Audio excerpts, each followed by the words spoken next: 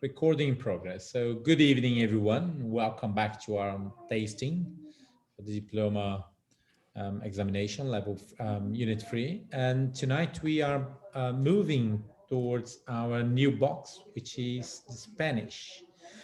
So we are exploring Spanish wines, and tonight we have 2 white wines.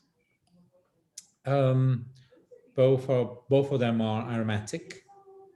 So it shouldn't be difficult for us to find the region, to understand winemaking, also explore possibilities of grape varieties. I haven't tasted my wines, so I will taste them, as some of you may be kind enough to share your comments on wine 1. I can do it. I made some notes, so it's better to read it. So it's the wine number 1. It's a pale lemon wine, aromas of medium plus intensity, of white flowers, pear, peach, lemongrass, little bit of melon. It's a ripe fruit forward wine. On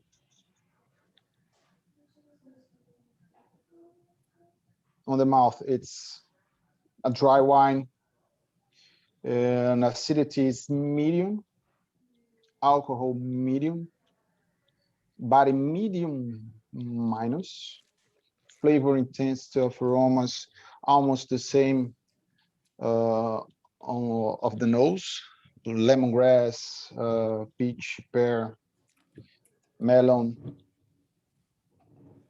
and it's a ripe fruit. Okay, it's a fruit forward wine, but I do think there's the flavor intensity is not quite there. It's, for me, it's medium minus, and the finish is also medium minus. For me, it's a good wine, not suitable for further aging because it lacks integration between the acidity and the flavor intensity. I also think that the acidity is the moderate acidity. It's not good enough for the wine to make people want more. But I think in a sunny day, it goes well. It's and almost exclusively because of the great aroma intensity on the nose. That was my assessment for this wine. Right. Anybody else would you like to share your thoughts on this wine? Yes, me. And I think that it has a high acidity. That's what differs from Bruno, a high acidity. And I felt also more fruity, lychee, and a lot of different flowers blossom. But the rest is the same. And I think it's not suitable for bottle aging, basically because it is a fruit-forward wine that would not gain with aging. Okay. I agree with you, Ligia. And I agree with the lychee.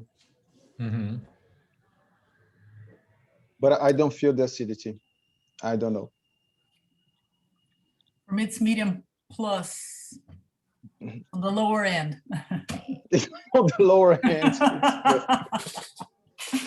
Right. That's a big difference. I mean, we're going from medium to high. It's kind of. My mouth doesn't get watery, so. Okay. For me, so imagine that you are at a supermarket or wine shop. Someone points you this wine and needs you and ask you, what do you think about this wine? Can you explain me the style? How do you describe the style? How can you describe the wine itself? A simple wine. Okay, what else can you say about the wine? But I did feel some signs of surely aging in this Mhm. wine. Okay, so how would you describe the wine? And some minerality also. Mm-hmm. What else?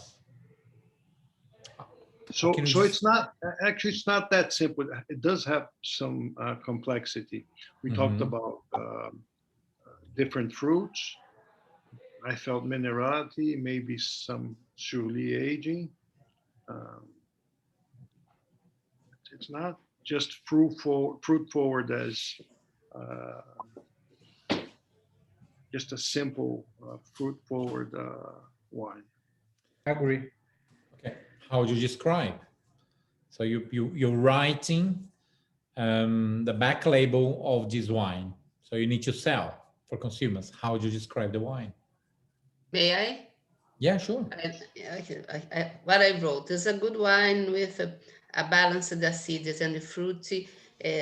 Fruit is well defined and it shows complexity, and it finishes in a fruity, agreeable, bitter finish. Mm-hmm. But if but you haven't been able to sell me the wine. I still don't understand the style. How can you describe the style? What else can you say? I think it's a wine coming from a cooler region because of the acidity and the fruit characteristics, and also it's not the concentrate. It lacks concentration, so this maybe the concentration can show that it's a higher volume production. Okay, good point. But Thiago, go on, brother. I don't think that we were able to sell the wine for you. Why? No, you haven't. So can you try? So I'm gonna try. If I was trying to sell to someone this wine or sell you this wine, I would say that this is a fruit forward wine made for early consumption, and it's a wine to drink in a sunny day. We'll please the mass because of the aromas. The aromas are great, grapefruit intensity, and has a kind of refreshing acidity, and it's going to be a good pairing with salads and fish food, maybe. Good. Or The something like this. the idea of my question, it's also to stimulate you guys to try to understand the style and where do you place within all the different styles of wine. The way I see the wine, it's pronounced aromatic, so it's a highly aromatic wine that goes from flower all the way to some peachy, some tropical, or I wouldn't go to tropical, but stone fruit, mandarins, and so on. But it's aromatic wine. So that's the first thing that you should describe the wine. And then it's a youthful wine, and it has a sort of delicacy. The aromas here are not overpowering anything. It's not unilateral. It has a beautiful bouquet of aromas, very pronounced. Then it's a wine that has moderated, medium plus, let's say, acidity, with full perception of flavors, full body perception of flavors. Even gives you some round, soft texture. You perceive some texture to the wine, some generosity of perhaps of dryness. So there might be a little bit of sugar here because it gives you just roundness on a palate. And lowish body, lowish alcohol. If I was to pinpoint, I'd say low alcohol. You don't feel the alcohol. What you feel is actually the presence of the ripeness of the fruit, you know. Yeah, I agree. It's medium flavor intensity and medium finish, but it's quite delicate. The wine overall, it's delicate. The acidity is not searing high, tangy, but it's enough to balance the broadness of flavors, the body of the wine. I wrote full, but I know it's not full. It's probably medium. Okay, but it gives you some weight. It has some texture, and it somehow the acidity can complement or can give some balance to the body, to the off dryness, and the fact that it's low alcohol contributes for more moderated balance. So overall, it's an aromatic wine, youthful, simple, but very well made, very good made. It doesn't matter the volume. It doesn't matter how much it costs. It's really well made. It's pleasing. I'm sure you can drink that. You know, think on a perfume. Imagine a winter perfume being used on a very hot day. It's not good, isn't it? Because it's too strong. Winter perfume, it's often too strong, can be too sweet. If you're wearing in a hot day, it becomes too flat, flabby, and after a little while, I mean, you can't smell anymore. This wine is quite delicate, so it's a winter perfume on a winter day, on a very cold day. So you're wearing the perfume on the right day. Think like that. Okay, so as we know, it is a aromatic grape variety. What can we talk about the grapes, the possible grapes? As we know, it's a medium to medium plus acidity. And the flavors that we got, floral, orangey, grape, a little bit of mandarin for me, like a sort of sweet, zesty fruit. So not citrus, but like at the sweet side of citrus, like a mandarin, perhaps orangey, orange blossom, delicacy. What the grape varieties that we can take it in and say, oh, it could be this, it could be that, it could be that. What do you think?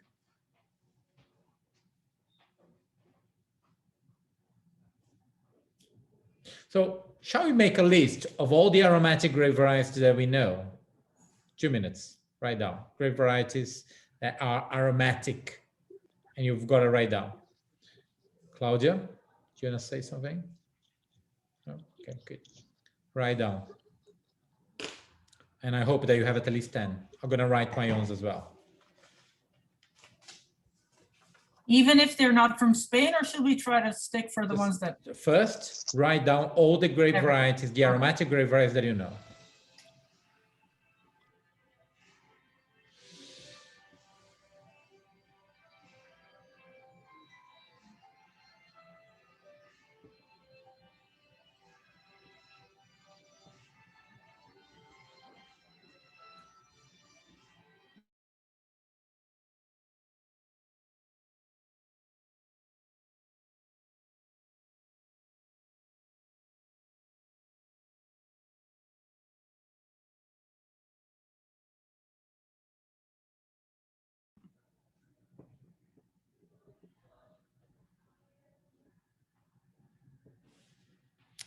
Right, anyone?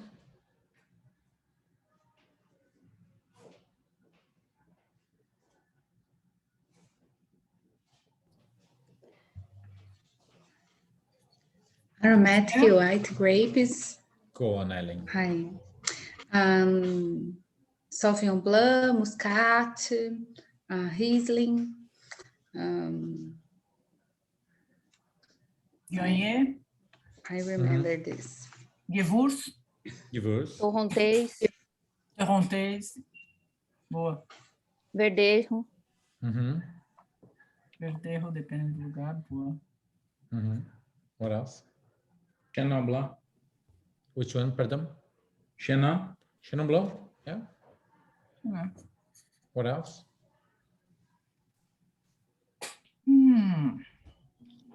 Muscat. Clara. Okay. Doesn't really matter. Is Albarino an aromatic grape? Yeah, semi-aromatic, yeah. Another one.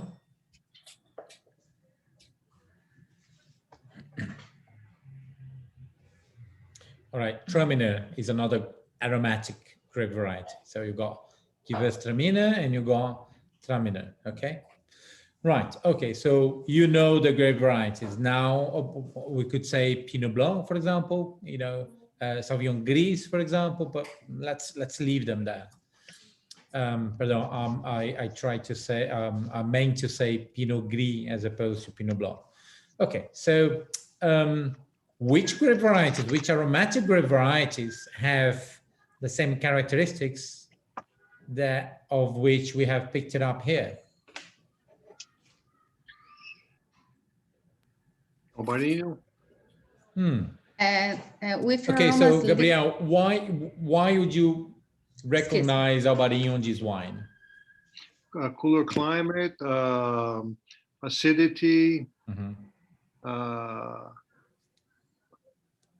Right. So you are in Spain.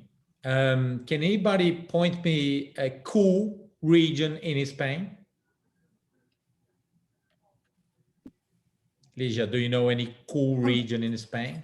Would be Rioja, no, that's cooler. Do you think it's cool climate or you think it's moderated climate? No, it's moderated. Okay. Anybody else know it's able to point at a cool climate region? Rias Baixas. Galicia, yeah, Rias Baixas. Is that Rueda. is it cool Rueda or also. is that cool climate or is that moderated with ocean Moderated. influence and it's quite wet? Moderated. It's moderated. Asturias. Yeah, Asturias could be, but still a bit warm. So what are the, thinking of Spain, what are the climatic influences that we have in Spain? Mediterranean. Mediterranean. Ocean? Yeah, Mediterranean, which makes it quite warm. You have this warmness coming from the ocean. You also Atlantic. have Mountain. Atlantic. You also have the Atlantic. We're thinking of Galicia, thinking of Asturias, etc. País de Basco, for example. You have a little bit of north of Alavesa in Rioja, but those are quite moderated, but it brings some cool influence. But those regions are moderated. And you have the mountains that can make those regions become quite quite warm with a more continental climate. So this is definitely a no cool climate wine. That's no cool climate, Gabriel. That's a wine coming from a Mediterranean climate. There is no cooling influence here. Make no mistake. How can you make a wine from a warm climate taste cool climate? Catalunha. How can you make a wine from a Early warm harvest. climate? Yeah, early harvest. What else? Early harvest, you can have unripe flavors. What else? You can acidify. You can acidify. Okay, what else? But then the ripeness of the fruit, but then the alcohol level. Yeah. Which is not the case. Go on. You're talking about winemaking. I'm talking about winemaking. Yeah. Because Gabriel is thinking that this wine is cool climate. Make no mistake, it's no cool climate. How can you produce a wine to reach this balance, this elegance, this characteristic? And then we go back to the grape variety. Higher volume. Okay, that's one way.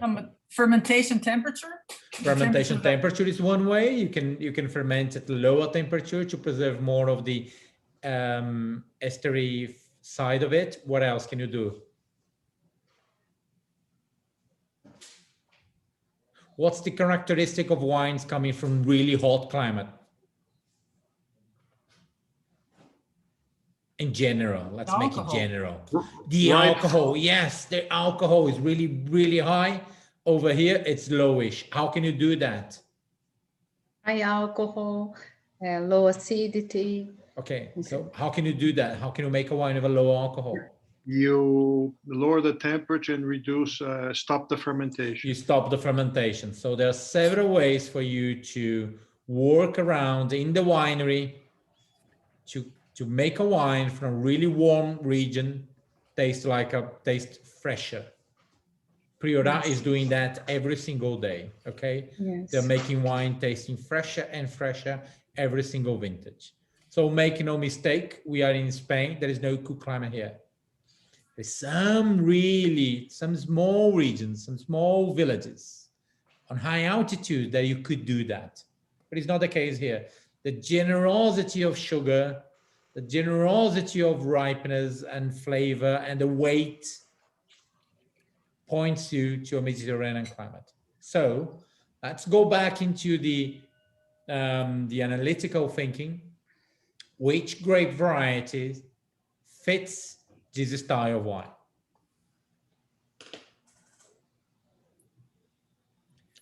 Definitely not Albarino. It can also be a blend. It can also be a blend, yeah, of course. Of which grape varieties can?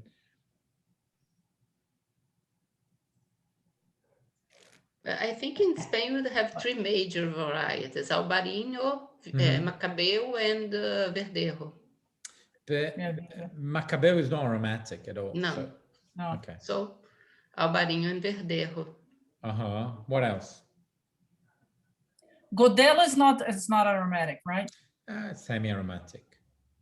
Liste características from Gewürztraminer. Yeah, I totally agree with you. It makes totally sense. From the tasting note, is there any other characteristic from the wine that you could use to say, I think it's Gewürz as well as because of this? Is there any other thing? No? The roses and the floral side of the wine. Okay. You could point to Gewürztraminer. Okay, maybe. but Torontes also has that. Okay. What The else? The Gewürz has low acidity, so Oh, and what's the acidity here? medium plus. Yeah, it's okay. Is it really vibrant? No. No. Okay. So could this soft. acidity also be an acidity that you can find in Gewürz? I'm sure you can, right? I'm sure. I'm sure Not that in Gewürztraminer Alsace. makes. Not in Alsace. Not in Alsace, but you know that you're not in Alsace, you know that you are in Spain. So what are the other grape varieties commonly being planted in this Mediterranean climate, or, you know?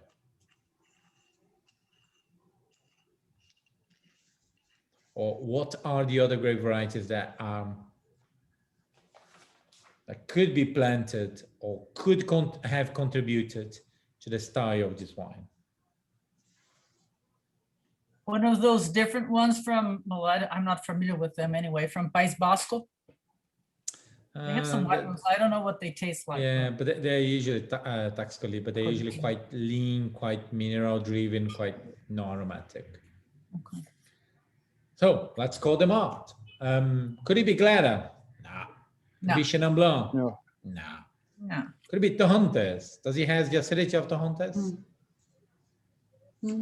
Could they have planted Torontes there to contribute? Does it taste? Because usually Torontes is quite dry, isn't it? It makes really dry wines. I doubt it. Let's cross off. Yeah, Verdejo is a grape variety that we could consider, considering that the fact that it's aromatic, it has a moderated medium plus acidity, a little bit of body. Okay, but Gewürztraminer and Verdejo, it's not a common blending option. Albarino, let's cross it. Sauvignon Blanc, does it have this sort of grass, citrus, gramíneas and stuff? Would you say that? No. Let's cross Sauvignon Blanc. Well, Traminer is a variety that we see north of Italy, with Sudijo, by Austria and stuff. So definitely it should be totally lost here. Let's cross it out. Riesling, could Riesling be blended with Gewürztraminer? Does it have the acidity of Riesling? Does it have sort of a peachy and tropical fruit that Riesling does on this sort of a Mediterranean climate? And you don't have the No. petrol from Riesling also.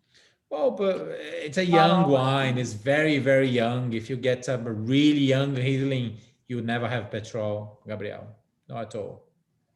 So let's cross out Riesling. So then we have Viognier and we have Muscat. What's the characteristics of Viognier? Where is often Viognier planted? Is In in Rhône. Rhône. Usually in Rhône, yeah. What's the style that Viognier makes in Rhône? How would you describe?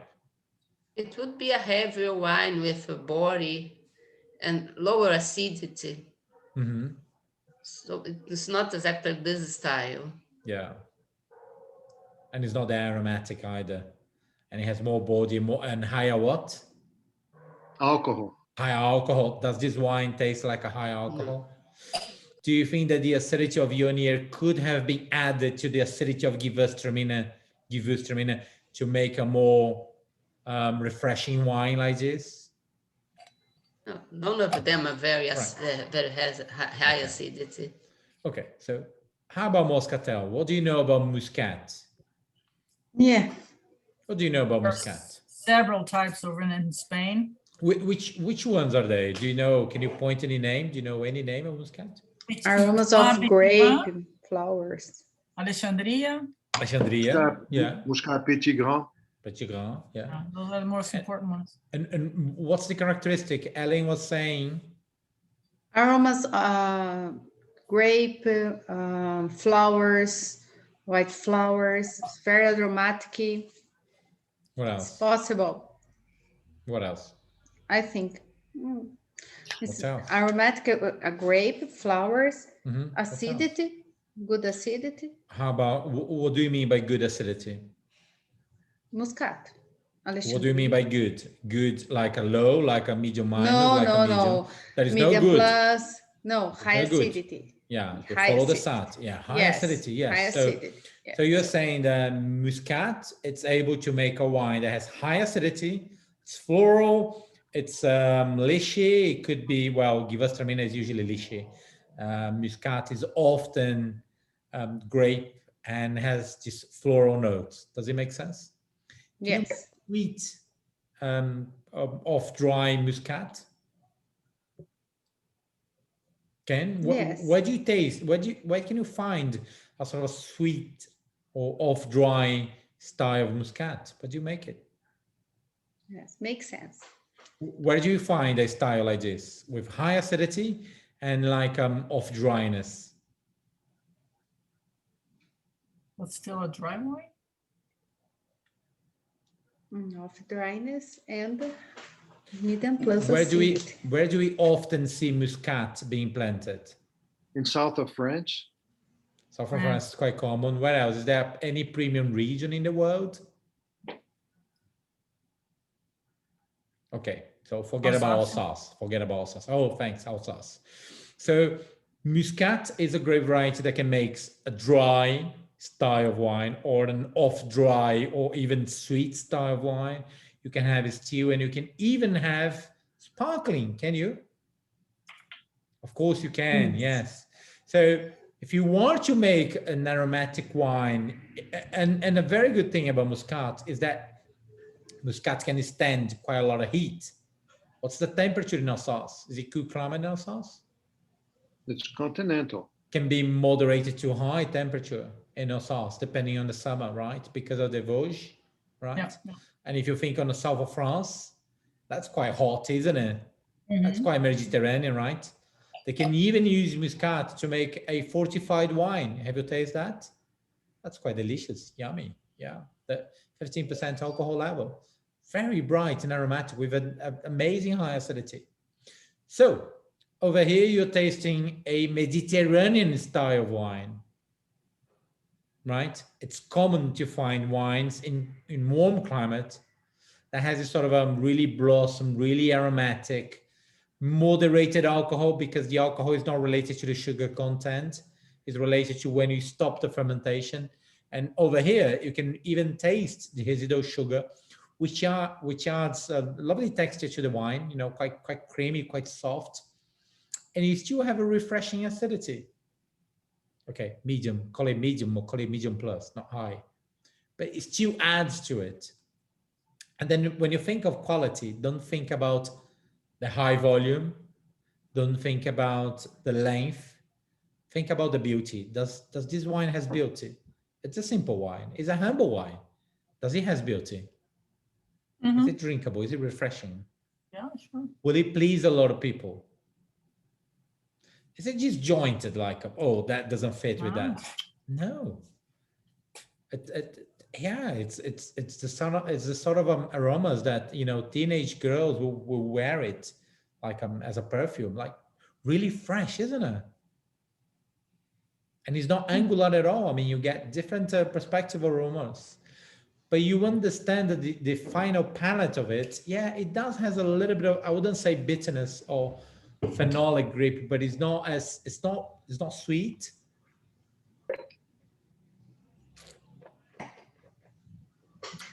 I think it finishes quite sharp, like a dry. It has the sensation of residual sugar, but it finishes quite dry, which is also a typical style or common that we will find in Mediterranean climate. Think of the wines from south of France. They usually finish quite spicy, quite savory, never sugar, never sweet. Okay, think of the wines of the New World. They'll finish often sweeter fruit style. Over here, it's quite dry. So, which is typical of the Mediterranean style wines. So you are tasting a benchmark of Mediterranean, a fresh Mediterranean style wine. You will find wines like this even in Greece, because it's aromatic, it's refreshing, is what they want to taste. It's a simple wine, high volume as you call it, but it's a simple wine and easy to place. Quality, yeah, good to very good. It depends how you see the wine, how you talk about the wine. But the most important, yeah, it's fresh, it's drink now, not suitable for bottle aging. And whenever you have a wine that you have difficulty to find the blend or the grape variety, think what are the grape varieties that could have been used and what are the role on every single grape. Because I see Muscat as being the grape that will add refreshness and acidity. And I see Givers giving this roundness of texture and flavor. Make sense? Thiago, do you think they use some skin contact in this wine? I don't think so. I think it's a wine that I want you to. Maybe there could have been some least contact, some skin contact for a while to try to extract a lot more phenolics. That could have been, you know, pre-maceration. Cecilia, you're going to say? And that also brings freshness to the wine. Said by Nick Jackson. That could add a lot more aromatics to the wine. You know. I'm gonna hold my horses and wait till I opened the wine to see what it was, and I'm shocked because this is totally non-typical, right? Do you think it's non-typical? I mean, can I say it? Yeah. Gewurz with Muscat from Catalonia? Come on. That's Penedès. Yeah. So let's go back on Penedès. So Penedès is known for international grape varieties, international style of wine, such as all the French grape varieties being planted there, which is has been developed by Torres. So if you know that you are, it's a very good way of thinking, because if you know that you are in Spain and you're tasting 100% Cabernet Sauvignon, so it's definitely none of the classic grapes, none of the classic regions. So that's definitely, that could only be Penedès. And then you understand, you say, well, it's very fruitful. It doesn't have much structure. It could be anything from anywhere. Therefore, I'm in Penedès. So I'm not in Priorat, for example. Or it doesn't taste like a Rioja, for example, because it's quite New World, or it could be even very French with the French barrels and stuff, and so on and so on. And over here, we are talking about one grape variety, which is quite typical, which is Muscat from that region. And also they used to make that fortified wine, I forgot the name, but which they age in those demijohns In French, glass. Agneau. For example, for No, ages. no, no. Yeah. They used to do it in the past, and they do They it used to do in the past, the new. Yeah. In Penedès. All over Spain. All over Spain. It was from the time of the Moors. So and then they make something different. Yeah, so that's why Muscat is still being planted there. And then you see Givers, which is another international grape variety, adding a little bit of internationality to the wine. So why I learned that? Well, I learned that because when I was tasting at the Seminario the International of the Master of Wine, they often taste wines from Penedès in a very international way. This could be anything from anywhere. But if you know that in Spain, you know that Penedès, they make this sort of a modern style and non-Spanish, but also very in line with the climate. So this is a typical style of wine made in the that sort of climatic zone. Makes sense. Can we say that then that Catalunya is kind of the Australia of Spain, where we everything could say is it's possible? more modern. Yeah, we could say that. Yeah. Okay. Shall we taste our second wine? Who would you like to share your comments on this wine as I'm gonna taste it right now? Gonna pour a new fresh glass of it for me.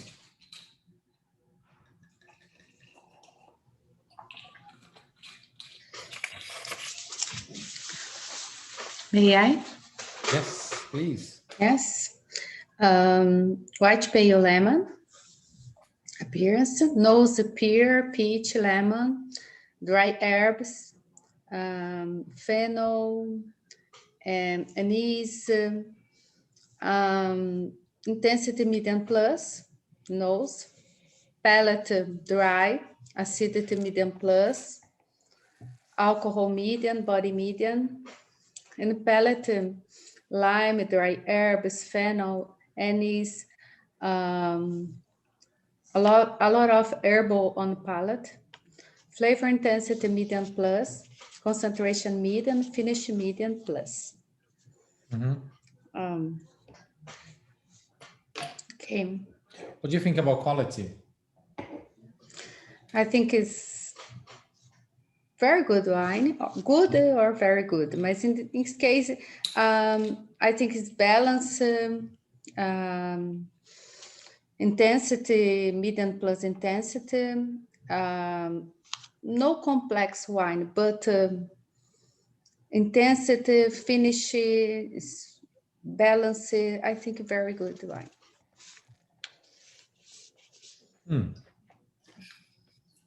Perfect. So what's the grape variety? You're in Spain, so it's more herbaceous than fruit. In this case, in Verdejo, I think it's Verdejo, or blend with Sauvignon Blanc. I think. okay. Right. Does anybody else would like to share your comments on the wine itself?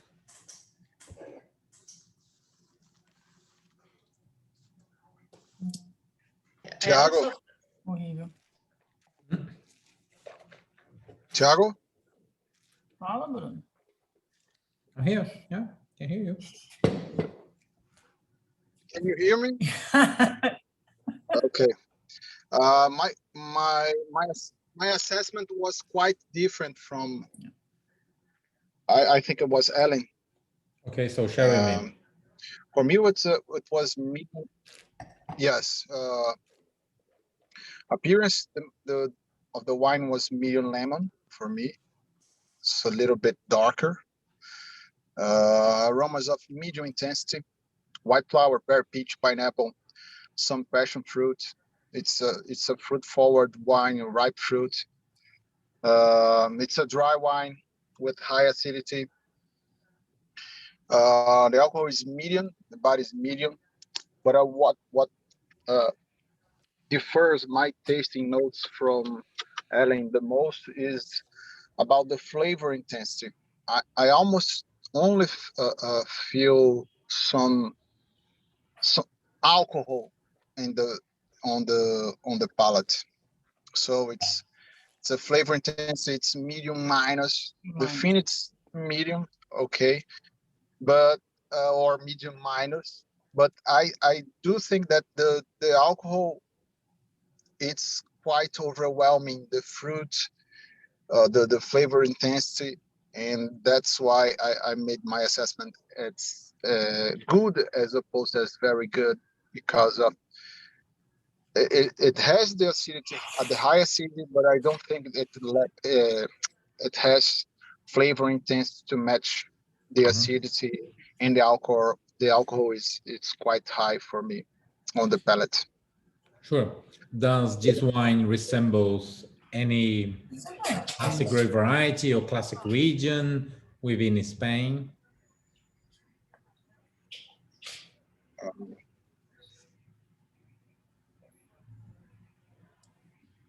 I don't know.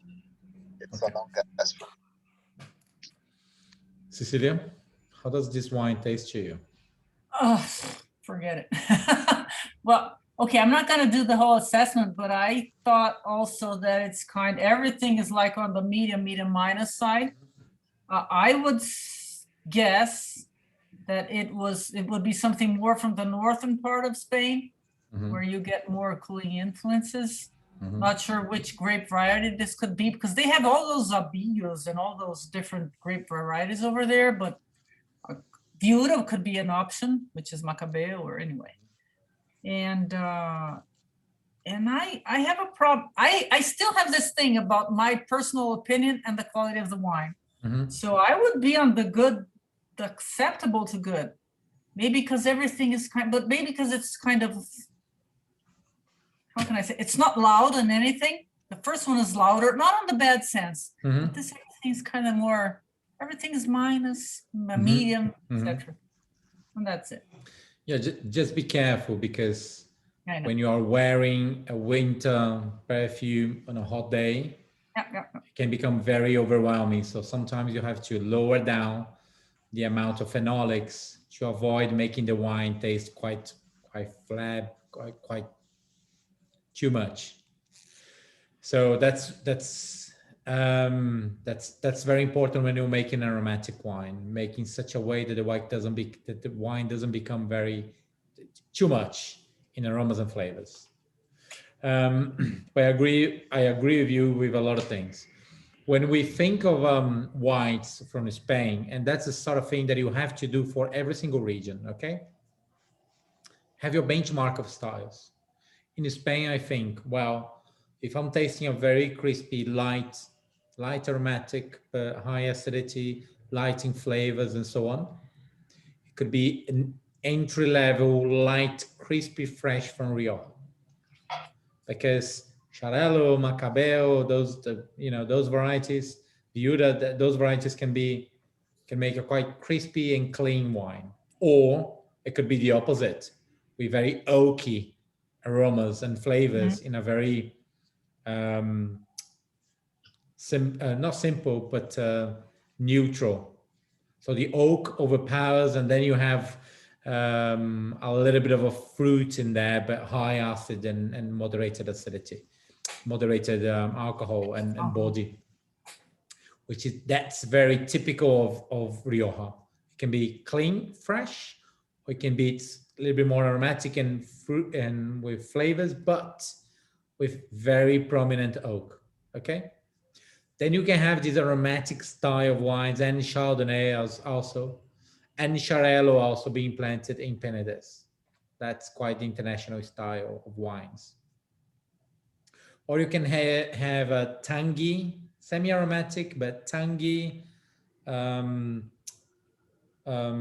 acid, moderated body, quite citrus, quite, it could be, yeah, quite citrus, quite salty, or maybe you can call it minerality, which is more on the Albarino side of it. Mhm. Or you can have the aromatic or semi-aromatic, like a medium plus at least, medium to medium plus aromatic, that you will have in the mid of Spain, around Toro, Rueda, which is usually often being led by Godelio,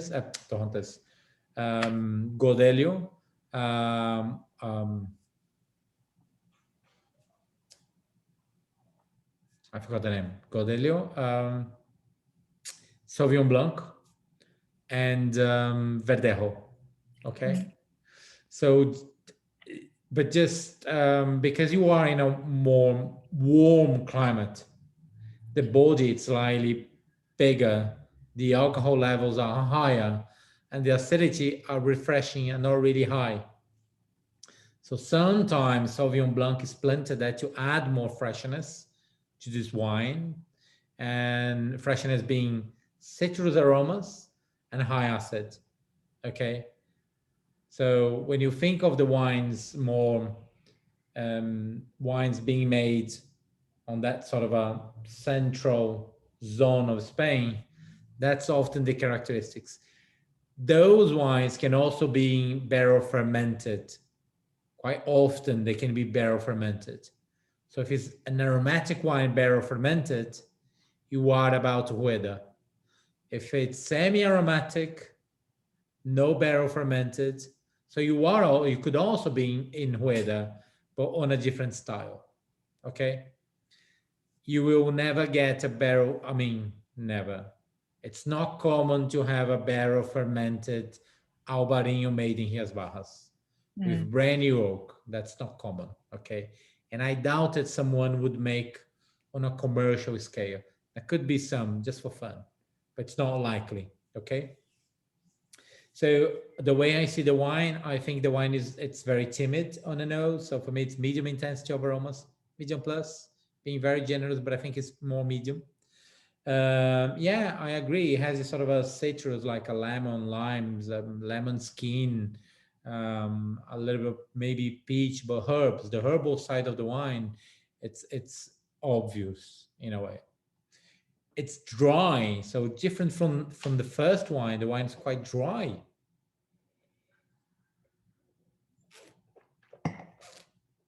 I have the same impact, the same shock when I'm having Torrontés, because sometimes the Torrontés can be quite aromatic in a sweeter way. When you taste the wine, it's quite dry. So it's a dry wine,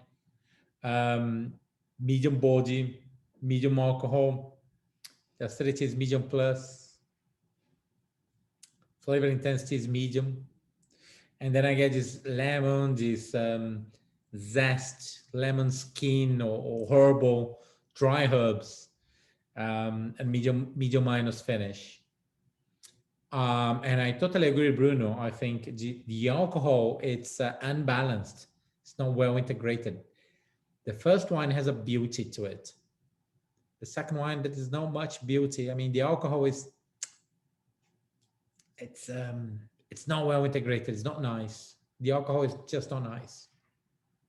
Which, again, the alcohol is in line with acidity. Like the acidity is not really high. So definitely not coming from cool climate. It's refreshing. The alcohol it's on a higher side of it, like a 13.5 and a half, 13.8 sort of thing. And they are still like saying, I'm coming from a moderated to warm climate. Okay, that's what the wine is saying to you, and you've got to listen. And then the fact that it doesn't have much of a concentration. If you had more concentration, perhaps the wine could be difficult to drink.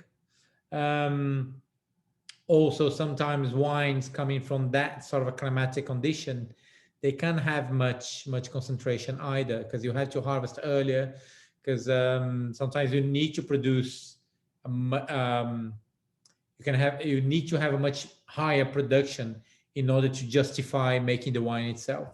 Okay. And I do get a little bit of phenolics. There is a grip to the wine. There is a stringent texture, like a malic, like a lactic wine, lactic acidity to it. Have you done the tasting of malic, lactic, tartaric acid with us? Okay, so maybe you can do another time. But the lactic wine, the lactic acid can also be hard, can also have some weight. Hard in a way of meaning weight. And I feel that this wine has some sort of weight. It doesn't have much acidity, still refreshing, but the final palate has some weight from the acidity. It's a bit hard in a way. And it's not tartaric at all, because if it was tartaric, you would have a lot more acidity. And if it was lactic, if it was malic, you would feel on your gums, and I don't feel acidity on my gums at all. So I had this sort of a lactic sensation to the wine, not flavors, but I'm talking about a hard texture to the wine, making the wine astringent. Cecilia? Thiago, so that's a good point. So it doesn't mean that necessarily that it went through malolactic. I don't think so. Conversion. It's just a matter of how it, because of the low acidity, because of the climate. Okay. Yeah, it's just about how I feel the wine, and the sensation that I'm trying to describe is the same sensation that I taste from the lactic acid dissolved into water. It's quite hard. And when we talk about the conversion of malic into lactic, the lactic has soft acidity, but not necessarily soft texture. It's lactic, it's soft acidity, but not soft texture. And over here, I don't get a soft texture. I do have a soft acidity, medium plus, not very refreshing, but I do get some heaviness to it. Perhaps once you taste, but once you do the comparison tasting of acidity, and we can do any time at Eno Cultura, you know what I mean. And so because of the unbalance of the alcohol, because of the finish of the wine, because of the hard edges that I get into the wine, I'll say the wine is good to acceptable. That's where I would be. So if you are arguing for acceptable, you are perhaps saying diminishing the wine by the integration, by the lack of definition of the final taste, the palate itself. If you're arguing for good, you are saying, you know, it's typical of Rueda wines, which is moderated climate, having a moderated acidity. It's aromatic as it should be for, you know, Verdejo and Sauvignon Blanc in a blend. So it's in line with the expectation of the wine, of a wine being made in Rueda. Makes sense? So by knowing the styles of wines made, the white wines made in Spain, it should be easy for you to understand in which region you are. Shall we uncover the wines if you haven't done so?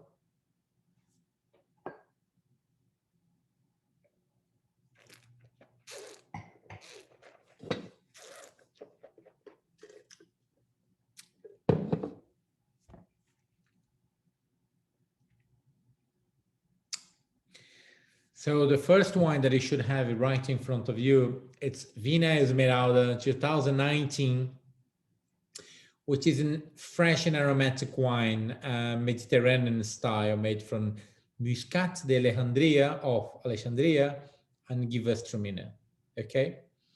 Which it has 11.5% alcohol. There is no medium minus. It should be medium, but I I reckon we should say it's low alcohol because it feels low alcohol. And our second wine, and I've tasted this wine when it was really fresh. I mean, I've tasted a much fresher vintage.